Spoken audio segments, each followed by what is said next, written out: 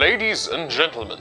Hi guys, hi, it's me. Hi, welcome back to my fashion vlog. I'm wearing something blue. It's a t-shirt and it's very nice and it was made in a sweatshop in India. Hey guys, it's me again. Because I've done a D&D video before, I thought I would do another one now. And my brother is actually a DM in some games, and he... You make it sound like I'm part of a cult. Well, yeah. So I thought I would get my brother on to answer some questions that I had about D&D and being a DM, and some questions that you guys might have. For those of you who don't know, this is my brother. Please introduce yourself. Hello, my name's Max. I'm Ruth's brother. Twin brother. Yes, we're identical, can't you tell? So alike. How long have you been playing D&D? Oh, thousands of years. Thousands of years. Yeah, it takes forever. Straightforward fight against a couple of goblins can take as long as 3 hours. And then of course that difficult dungeon you make that you expect the players to really think over and they just blaze through in 5 minutes, because why should anything go as planned? How long have you been playing? Hang on, maybe 10 years now? The first time, of course, was, like all my terrible, terrible habits, I picked it up from my father. I had a friend who I would spend a lot of time talking to on MSN. You remember that? MSN, guys? MSN. Dated reference. And, like, basically what would happen is she would come up with these situations and I would have characters which I would, explore the situation through. And then I suppose I didn't really start playing again until actually my first year of university. And that was it was a system called Random Anime, and we played basically an anime game, and I was the generic hero. Say I wanted to join in with a game of D&D, what are the basics that I would need? Like, need to know, need to have? Well, I suppose, first of all, you need to find a group. Like-minded individuals, or you can find just groups that run the games. Is there any, like, specialist, like, not equipment, but, stuff that you need to have to play, or stuff that they would recommend you getting when you start to get into a bit more of it? Dice. Lots and lots of dice. Dice always make excellent presents for the nerd in your life. Dice are always useful. Yeah, I do have 2 sets of dice now, and that's not enough.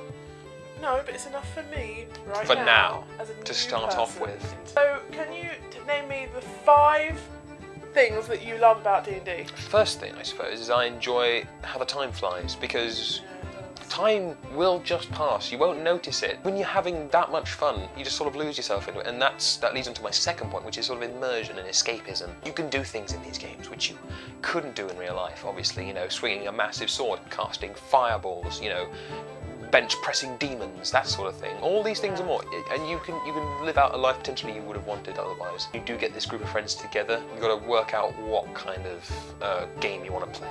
The other thing I enjoy about role-playing is just having a group of friends together, doing something fun. Do you not have any friends? I have a few friends. That's what a life in D&D brings you.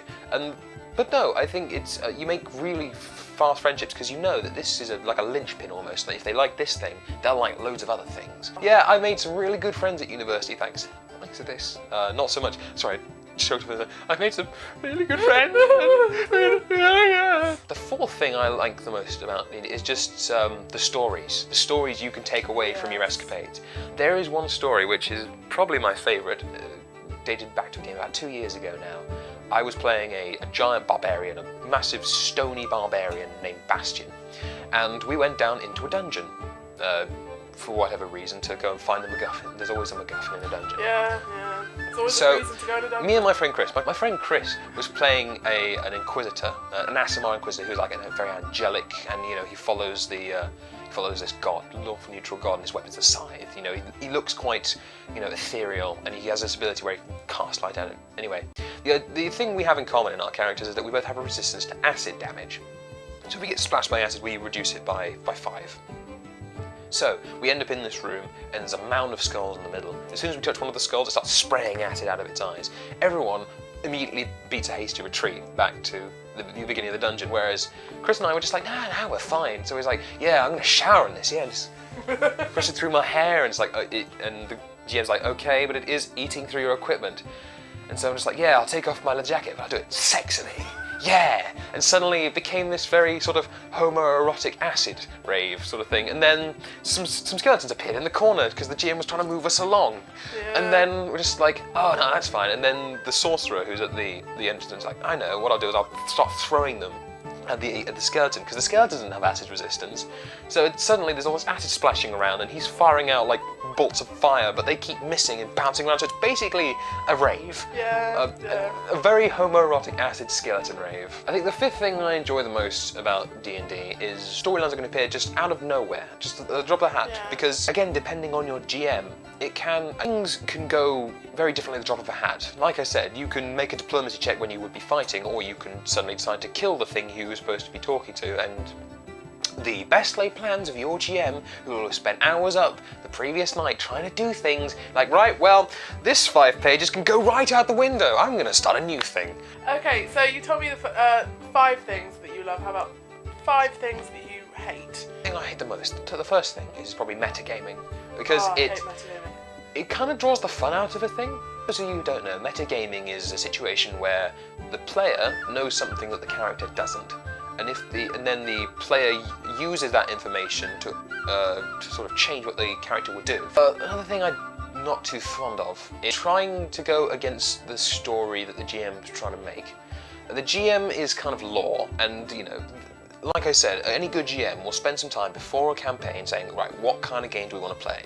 And if you've got someone who's trying to play a very grim, dark, serious sort of, oh, you know, I have a dark past and my parents were killed by zombies and that sort of thing. If you put that in a world where, you know, everyone's fairly light-hearted and it's all about, you know, sort of happy-go-lucky sort of space adventure, it doesn't really work.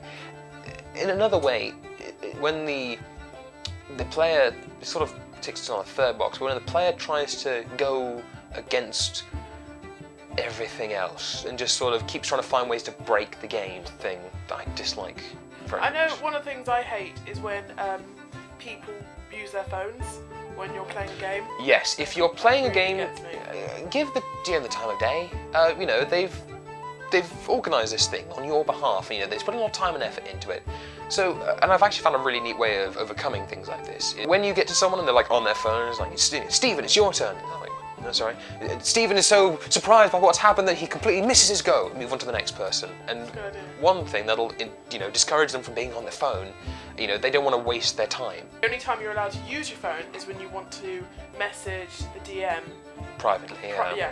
So you don't want anyone else to know what you're doing. But a way to get around that is just like pass a note. Note passing, yep. I encourage that as well. If you've got an agenda you want your character to pursue, you know, work with your GM on it. If there's a storyline that you want to see play out, that's what I did in most of my recent games, actually.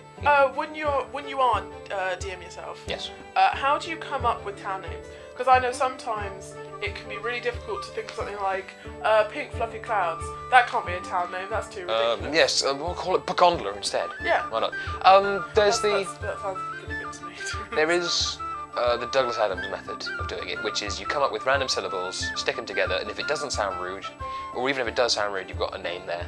Yes. I do kind of follow a similar rule, but I do, and if all else fails, use an online name generator. Is there a way to play D&D online? There is, yes. You can play. Well, in fairness, there's nothing to stop you from using just instant messaging systems in a group chat. It is kind of tough because then you've got a lot of people kind of typing at the same time, and then some people hold back. There's also other ways you can do it. For example, you can do it through Skype, which involves talking, and then you can hear the dice rolls, and you can have cameras on, that sort of thing. Okay. Or you can use Roll20. Roll20, you can create systems. There's a lot of assets you can use, like art assets. It gives you the ability to like change between maps. You can move things around. It's got counters for things like turn. And you can keep track of things like HP and mana and that sort of thing, all on Roll20, and it even comes with a couple of modules created by Wizards of the Coast, people who own D&D, including a lot of the recent stuff that's coming out of 5th edition. My last question, do you know any YouTube sites or websites which would be really good to learn up on some D&D or being a DM?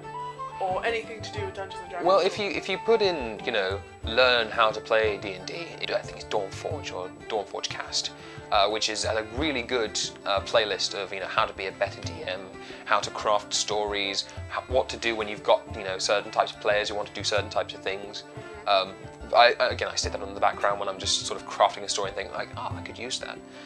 There's also High Rollers, the Yogscast stream every Sunday. I'm a bit behind. I know you're very. I'm very much behind, but that's very good. I like the way that the DM Mark like crafts the story and how he incorporates everything that people want to do. Because you've got Kim's character Juto, who does very serious stuff, but is she's capable of having a laugh. Yes. Very much like Trot's character, Chris Trot's character Cam Buckland, who is very much all about having a good time. And then you've got Katie, who's Laura. Who's Laura. Like Elven. She's very much down for whatever, and she's very happy-go-lucky about that. I think it's important to have a character like that at your table. Someone who is happy to sort of play in a thing, who doesn't come with many preconceived notions. And then you've got Matt's character, who's a badass. The official Wizards of the Coast channel, which does Dice Camera Action, another game which I know a couple of popular YouTubers do, Commander Holly, Pro Jared. Always search for traps. It's always a mimic. It's always a mimic. And remember, whilst you may not be the highest in the initiative, you certainly can deal the most damage. Max does have a YouTube channel himself, which I'll link in the description below. It's full of lots of up-to-the-date content, very regularly uploaded, yes. But I know that you want to get back into it and start absolutely putting more into it. There is a plan. So I'll link that in the description below if you keep your eyes on his channel. And that's thank you from me, thank you for watching. Yes, thank you for having me. Oh, yes, thank you. So if you could give it a like and favourite and subscribe and money. If you could give it a thumbs up if you really enjoyed it. If you've got any questions or anything, please leave it in the comments below. I do read them. And any questions you have for Max here, I will pass them on to him because I am home for the next couple of weeks at Christmas. Yeah. And if you could hit the subscribe button to see Remember to subscribe. Content similar to this. There's always content. And I'll be uploading once a week. So I currently don't have a sign off, and he's really bugging me. So we'll see you on the other side. Yes.